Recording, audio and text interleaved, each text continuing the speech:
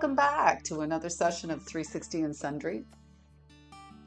This session we're going to talk about the mental process that the chatter that kind of goes on in our heads, and how we're going to use positive thinking to get more of the positive things we want in our life. And does positive thinking actually work? Well, it does. So before I go any further, I'm going to ask you to hit the like button, maybe to subscribe if you're interested. And if there's anything on your mind and you want to make a comment, I'd love to hear from you. And now we're going to go into, I want to start by explaining, it's kind of how I think of it. I think of it like this. There are 3 levels of awareness. One level is intellectual. That is data entry. We receive information, we sort it through, we understand it, and we kind of store it in our filing cabinet. This is very logical, very practical, and it helps. It's how we navigate and how we study the world around us. It's how we've developed our form of communication with that. So there's a lot involved in that level of awareness. The second level of awareness is experiential. The experiential is more where the emotions take place. Sometimes our beliefs are kind of stored in there. So a belief we have can be actually hiding in our feelings. With the experiential, if you tell me a story about what you've been through, something you've been through, and I've never been through it, I can hear the words that you're saying intellectually. I can take it in, I can make sense of it, and I can understand it. And I might even be able to infer how you might feel about that. And I can still have a certain amount of sympathy or empathy for that, without having gone through the experience. But if you tell me a story about something you've gone through and I've gone through the same thing, I don't just understand you intellectually, I know what you're talking about on a very personal level. And I'm probably going to connect even more strongly with your experience. And so that's the kind of the experiential and the intellectual. There's another level of awareness, but I'm going to go into that at a later time. I want to get back to the intellectual level, this thought processes, and how to do that, like how and why that works.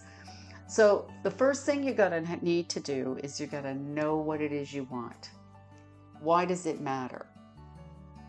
So knowing what's important to you and knowing what you want, really crucial to me to being able to make changes in your life and create more of what you want.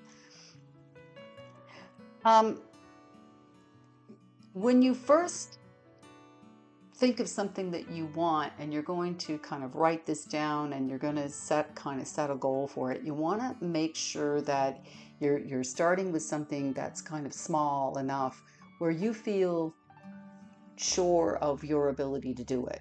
You know you can do it, you just haven't done it, and you're just not doing it because it's not what you've been doing. It's kind of, I have to actually make a little bit of an adjustment to do it.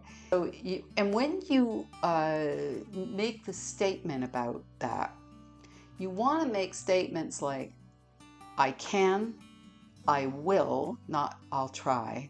Forget I'll try. You don't try to get out of the chair. You either get out of it or you don't. So you will get out of the chair. I can do what I want to do. I have, as in you can think of it in terms of it's already there, or I will. And when you make these kinds of statements, I can, I will, I have, or I am, you're reinforcing your intention to actually make that happen in your life, or have that happen in your life. The understanding how to kind of take a larger thing and make it into smaller bites Whereas, for example, you're not going to swim 20 miles if you don't swim. You might say what you're going to do is you're going to make a smaller goal. That's a long-term goal. You can put that in the drawer, and you can say, I'm going to okay, let's not worry about doing the 20 miles. Let's just go to the gym or the Y or something and find out and swim the length of their pool. Now, that's the goal. I swim the length of the pool at the gym. That's the statement. I do it. I already am doing it. The next thing you do is, okay, well, first of all, you got to make a phone call, or you got to talk to somebody because you're going to need information. So whatever you choose, likely you're going to have to get information about that. That's the first step. When you make the call or go down and talk to somebody and find out what times are available to you, so you can set up and arrange it somehow, figure out how you're going to arrange that. You go through all of those steps.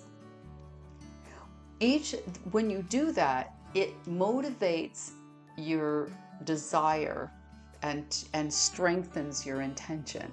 So all that information you gather, it strengthens your decision to do it.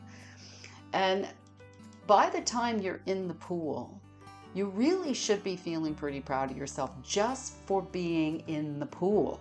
Never mind swimming the length of it. We haven't gotten there yet. But you have made the decision, written it down. You have made the phone call or gone to talk to someone. You've obviously set up and made the arrangement how to get there. You've gotten yourself there. You are now in the pool. There's like 5 or 6 steps that you've already taken, and now here you are in the pool. You should already be patting yourself on the back because you've already done A, B, C, D, and E, and here you are. So if you even only swim half the length of the pool, that is really good. You swim half, maybe you take a breather, do a little tread the water, and swim back. So then you go again, and you might do that, and then you might go out on, the 3rd or 4th time you go, you might make the whole length. Now you've made the whole length, and it builds upon itself. The other thing that the positive statements do, I am, I have, I will, these statements, they get you to focus on the what is that you want, and not the what is that is everywhere or in your life that you don't want. So it's kind of like a kid on the bicycle for the first time, and they're you're kind of rickety, you're not used to doing it, you don't, and you're shaky on the bike, and there's this road out before you where you really want is to go straight down that road,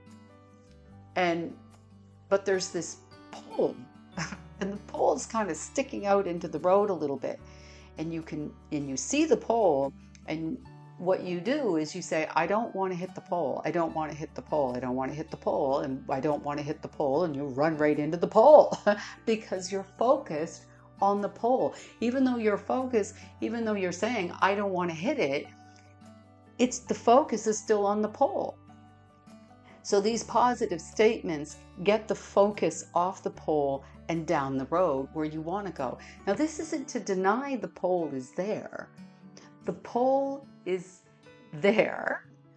You focus on what your intention is, and the pole kind of becomes irrelevant. It's there, but it doesn't matter that it's there. So the isness of what you don't want that is in your life right now is there. And your intention is where your power lies. And so it kind of doesn't matter that it's there. It's there for now. But when you drive by the pole, eventually the pole is gone. And that'll be the same thing. When you keep going forward, focused on what you want, eventually what is in your life that you don't want will just fade out. It'll just fade away. And that's kind of how it works. So, yes, positive thinking works and affirmations work. And I got Louise Hay is like a wonderful source of uh, affirmations. Like look up Louise Hay, and you'll find a lot of really great ways to say something or think more in the positive. Because if you're not used to doing that, you know, all those little things help get you there, helps get your mind, get your attention on the positive thing and thinking positively. And there's also a really good Becoming Me is a podcast that I kind of stumbled upon recently. The law of attraction and her experience and what she has to offer, there's some really good, I think she's got some good stuff there that will also be of value. So anyway, I'm going to leave you with that. Make your positive statements, choose what you want, make sure it's small enough that you know you can do it, and focus on that. And next time I'm going to talk about the experiential level of awareness, and that'll get into more of resistance and how resistance shows up and what we can do about that and how positive thinking can help you with that too. So I'll see you next time.